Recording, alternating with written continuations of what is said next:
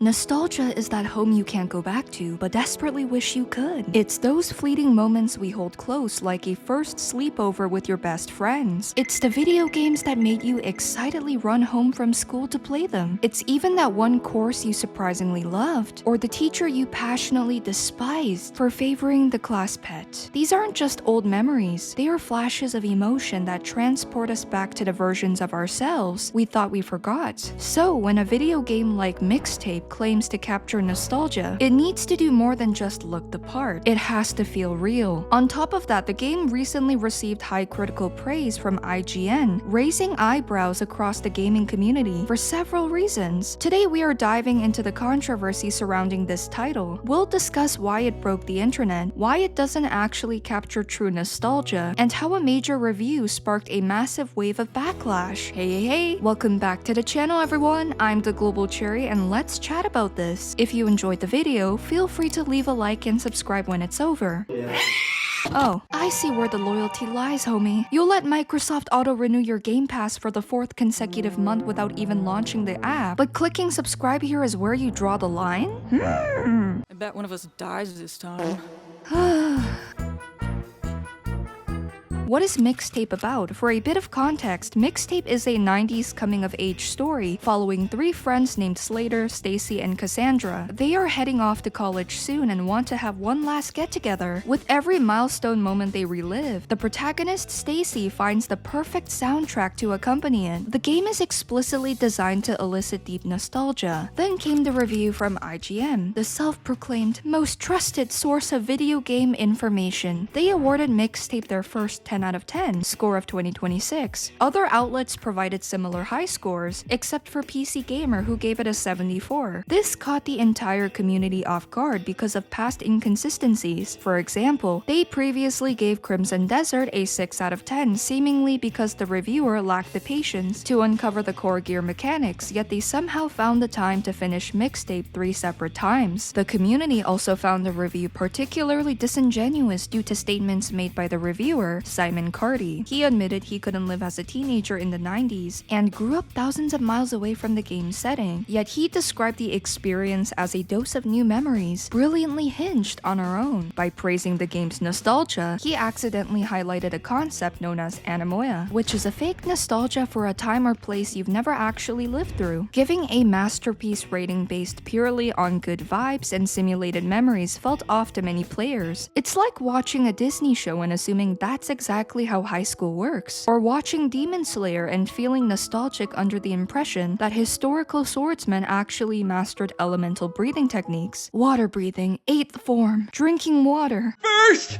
empty bottle. Then smash!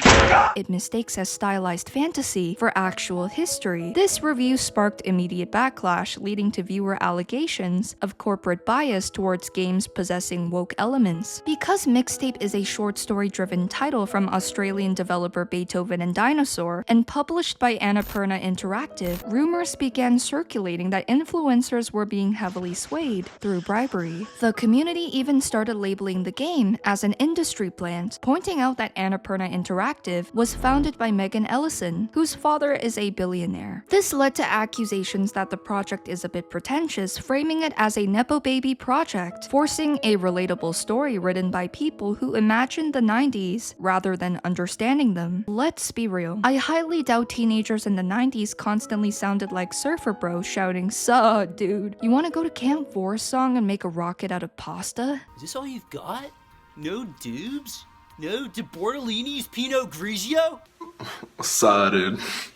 Plus, people online have pointed out that Stacey manually rewinds a mixtape incorrectly despite having a rewind function already on her cassette recorder. Now look, the internet loves a conspiracy theory and some of these accusations get pretty wild, and if you want proof of how insulated this media bubble has gotten, look at games journalist Jeff Grubb, openly calling 100,000 players ass gamers on Twitter, just for calling out the industry's obvious groupthink. Instead of practicing an ounce of self-reflection, wrong on why their perfect scores completely misled the public, the critical apparatus chose to close ranks and insult the very audience, keeping the industry alive. But stripping away the toxic discourse, does the actual game justify the massive disconnect between 10 out of 10 ratings from the outlets and the community's frustration? I went into Mixtape from start to finish with an open mind. I do occasionally enjoy games the public disagrees on, and I always try to see the positive elements first. To start on a high note, the music is great. As someone who grew up honing a musical ear, I really appreciated the soundtracks. They fit the scenes perfectly, and are tracks I would absolutely blast in my car. The graphics are also highly detailed. The visual aesthetic strongly reminds me of the Spider-Verse movies, even if the stylized animation style trips my eyes out for a bit. However, the core issue I see is that Mixtape lacks meaningful interactivity to truly pull you into its world. The experience relies heavily on narrative cutscenes and minor environmental interactions like making a slushie, TPing the principal's house, skateboarding, browsing DVDs, escaping the police on a shopping cart. Many gamers complained online that because the game lacks combat, peril, or stakes, it shouldn't even be classified as a video game. While I disagree with the claim that it isn't a real game, especially since many great narrative-driven titles exist, I understand the underlying point. The design is simply too passive,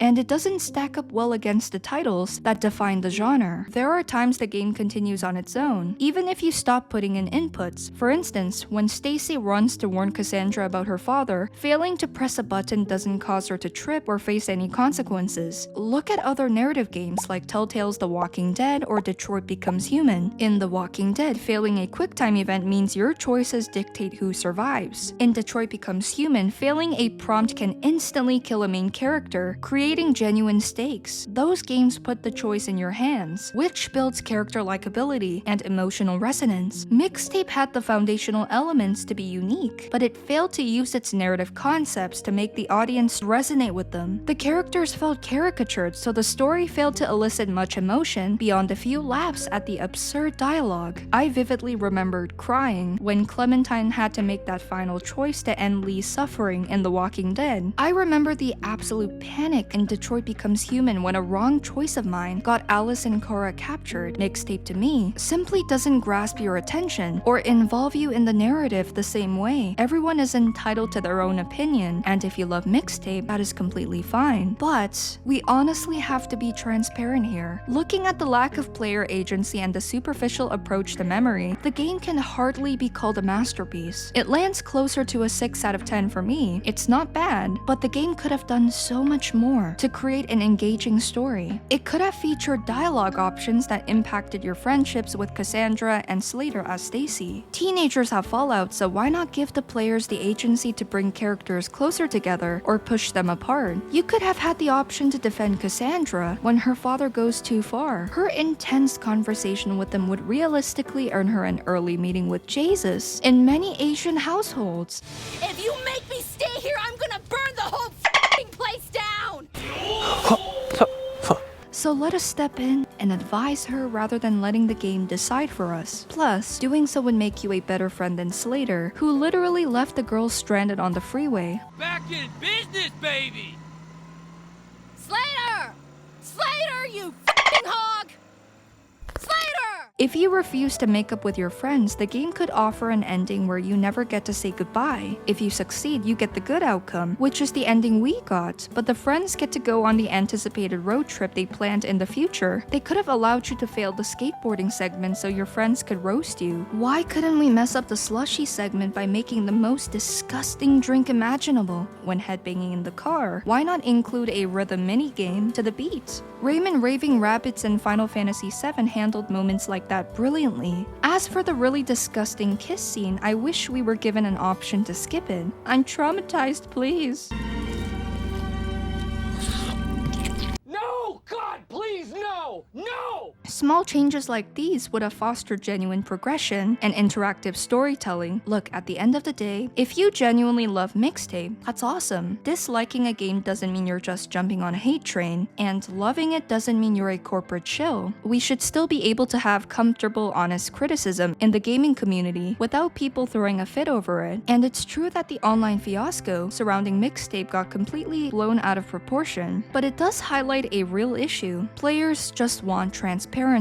We want reviews that feel grounded in reality. I don't make these videos to tell you what to think or pretend my word is law. I just want to give you an honest, transparent look so you can decide if a game is actually worth your hard-earned money and time. But hey, that's just my take. If you enjoyed the video, please make sure to leave a like and subscribe. Thank you so much for watching, and I'll see you next time.